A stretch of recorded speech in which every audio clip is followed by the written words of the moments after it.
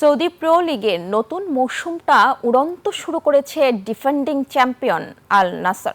রিয়াদে নিজেদের মাঠে আল ফাতেকে ৩-০ গোলে হারিয়েছে দলটি। সদ্য বিবাহ বন্ধনে আবদ্ধ হওয়া ক্রিস্টিয়ানো রোনালদোকে এই ম্যাচে বিশ্রাম দেয়া হয়। পরিবারের সদস্য, সন্তান ও স্ত্রী জর্জিনা রদ্রিগেজকে নিয়ে গ্যালারিতে বসে দলের জয় উপভোগ করেন পর্তুগিজ তারকা।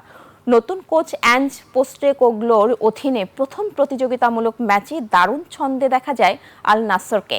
প্রথমার্ধেই অ্যাঞ্জেলো ও জোয়াও ফেলিক্সের গোলে ২-০ ব্যবধানে এগিয়ে যায় স্বাগতিকরা। এরপর ৭৩ মিনিটে বদলি হিসেবে মাঠে নামেন নতুন শাইনিং সামু কস্তা। মাঠে নামার মাত্র ৭ মিনিট পরেই গোল করে দলের জয় নিশ্চিত করেন তিনি। শেষ পর্যন্ত ৩-০ গোলের দাপুটে জয় নিয়ে নতুন মৌসুমের শুভ সূচনা করে আল নাসর।